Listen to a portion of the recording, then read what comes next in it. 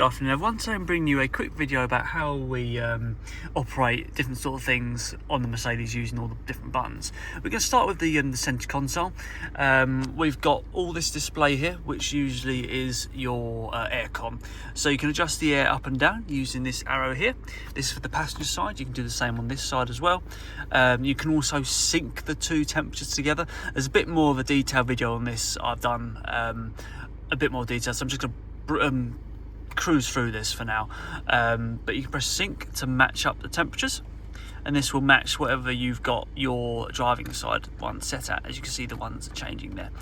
If I turn that off, that allows the passenger and the driver to have independent temperatures.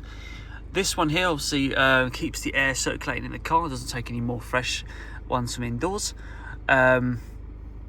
This AC button allows you to use the cool air that's stored in the somewhere underneath the bonnet. It gives you that cool air, but I wouldn't have this on all the time to save yourself some money. You've obviously got your demisters for rear, front and rear. So front one there, rear one there. Also, so this is all. It's got a clever feature where you can have automatic aircon and stuff like that based on the conditions you've got.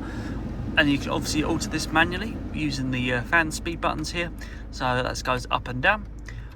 You can also set the where the air is coming out of. You can see where the air is coming out of currently. We're pressing the menu button on here, and obviously that's all the aircon. So moving down to a little bit lower, we've got obviously we've got the navigation, radio, media, telephone, the car picture and hazard lights. So for those of you who haven't used Mercedes before, nav is your navigation, so this is where you can plug in all of your sort of destinations and stuff like that. You've got radio, is the radio, media, so this is for all of your different sort of music and Bluetooth.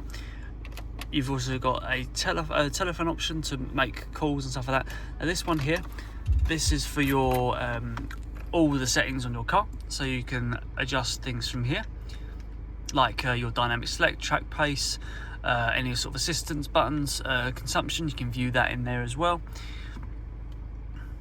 So moving down to the ones here, you can adjust, you can turn the display on and off using that button there. I'm not going to press it because it takes a bit of time to load up. You've got obviously a back button and your favourites button, the same as the favourites button that's on your thing here. So you've got a house button there, which is your favourites. Oh, my mistake, not that one. That one there, that's it. So it's the same as that one. You can have your different favourites come up on the screen. You've also got a favourites button on there, and you've got a favourites button on that part.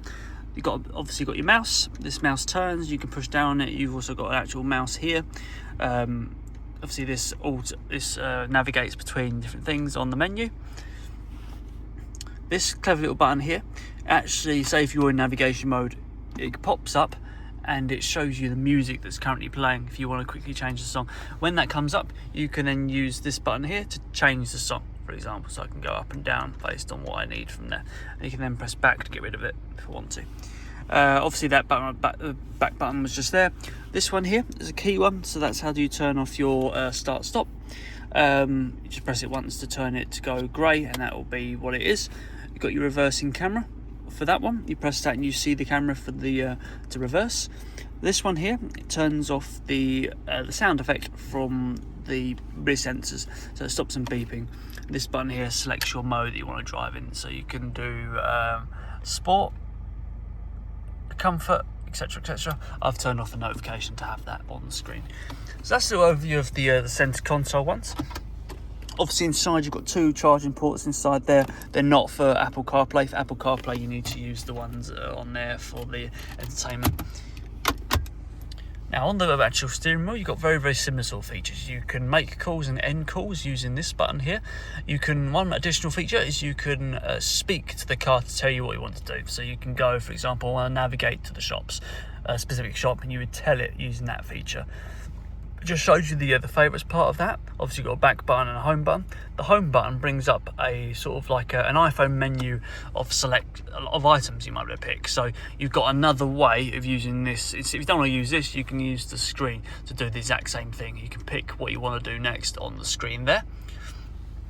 Same sort of thing on this side, but you've got the cruise control settings here. So you've got set cruise control. You can set the limit of the how far the speed will go on your car. So if you're putting your foot down, you don't want to go any higher than a certain speed, you can set the limiter on that. You can resume the cruise control. So if you've been at cruise control but you've then turned it off, you can then resume at the previous speed you had, and that will give you, obviously, take you back up to the original speed. Not adaptive or anything like that, sadly. These are actually mouse, or they're mice, and they operate the individual screens depending on the side that you're on. This one operates the this side over here, and this one operates the entire sort of front panel here that you've got. Obviously, you've got buttons on the side, so the button here, which is your park, obviously start, stop on the side there. All these settings down here, you can adjust the brightness of your screen, whether you've got automatic lights on. These are your fog lights. You've obviously got your windows and window mirror settings, so you press the mirror you want and then change it using this. You can also push in your mirrors using that button.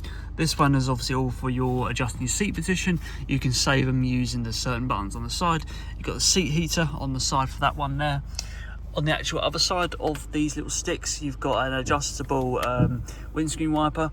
The button here is to squirt water onto the actual side of the wheel, side of the screen. You can also push this forward to have the full beam display if you're not in automatic mode, or adaptive full beam if you are. And then you've got your wheel adjustment button there. So you push that down or up and that adjusts that for you. What else have we got? Obviously got the flappy pad on the side, so down on the left, up on the right. Any other buttons I'm missing? There is a little one underneath here, which is your handbrake. So you push that into it. Usually it can enable automatically, but you pull that towards you to turn it off. I'm just going to turn that back on actually, because I don't want that.